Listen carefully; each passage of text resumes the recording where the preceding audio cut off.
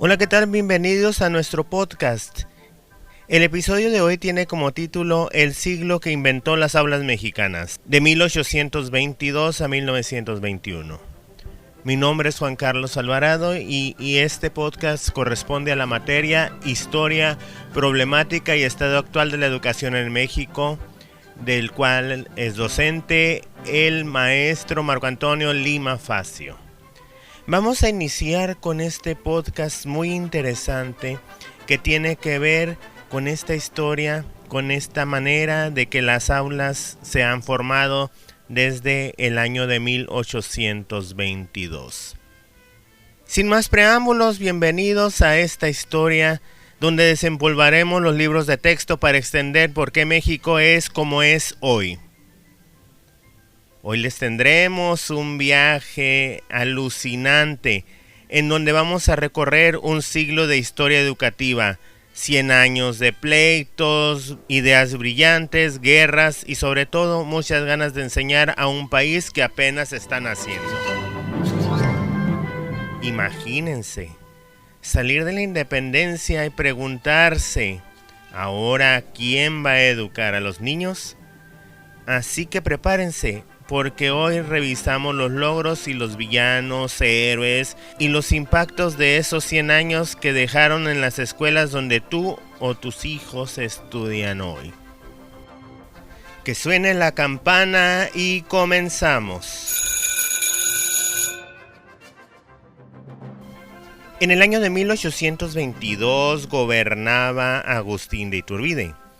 Y el país estaba en una quiebra absoluta. No había dinero para las escuelas ni para pagarle a los maestros profesionales. ¿Cuál fue la solución? El sistema lancasteriano. ¿De qué se trataba? Básicamente, el sistema lancasteriano funcionaba de la siguiente manera. El maestro le enseñaba a los niños más avanzados y estos a su vez enseñaban a los más chiquitos. Solo profesor podía coordinar a cientos de alumnos. Su gran impulsor fue la escuela lancasteriana. Obvio, el gran problema era la infraestructura, pero dejó una gran lección que se aplicó en México por décadas. En México se educa con lo que se tiene a mano.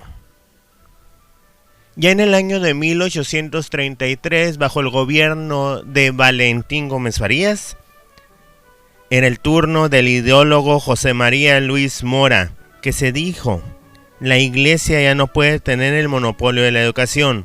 Por lo tanto, clausuraron la Real y Pontificia Universidad y crearon la Dirección General de Instrucción Pública. Obvio, la aristocracia y la Iglesia pegaron el grito en el cielo.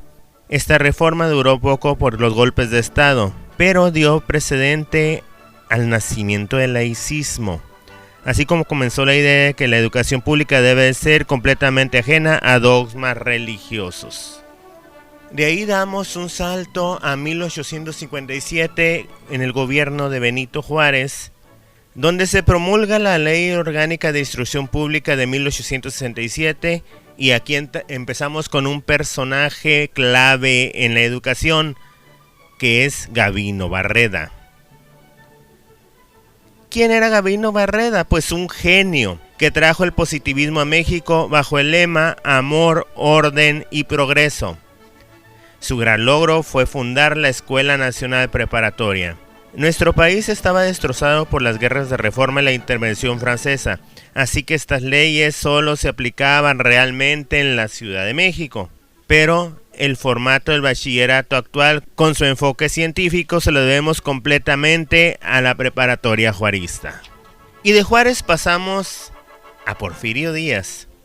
Durante el porfiriato tuvimos una contradicción enorme. Por un lado, el gran Justo Sierra, maestro de América, creó la Secretaría de Educación Pública en 1905 y fundó la Universidad Nacional de México en 1910. ¿Y cuál fue el problema en este tiempo? Pues el centralismo extremo. La educación solo llegaba a élites urbanas, dejando en el total olvido al campo mexicano.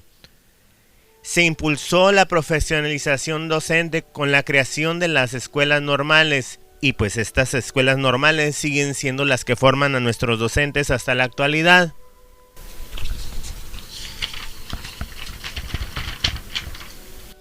Y llegamos a 1911, en plena revolución, el presidente Francisco I. Madero promulga la ley de escuelas de instrucción rudimentaria, impulsadas por Jorge Vera Estañol.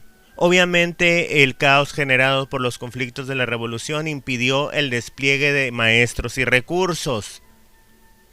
¿Qué es lo que nos queda de ese momento? Que el Estado reconoció legalmente que tiene la obligación ética de alfabetizar al México indígena y rural. Este México era el más olvidado de todo. Y todo lo anterior nos lleva hasta 1920 a 1924, en el periodo del presidente Álvaro Obregón, donde se crea la Secretaría de Educación Pública en octubre de 1921, bajo el impulso de José Vasconcelos. Él entendió que para pacificar al país se necesitaban libros, no fusiles. Lanzó las misiones culturales y campañas de alfabetización masiva. Aunque los estados de la República reclamaban que no querían perder el control de sus escuelas locales, la SEP centralizó el poder educativo. ¿Y cuál fue el impacto? Bueno, la institución, que hoy es en día, más de un siglo después, sigue rigiendo los planes, los estudios y las escuelas de todo el país. Pues bien, espero que este podcast haya sido de su completo agrado y los espero en un siguiente podcast con un tema interesante sobre la educación.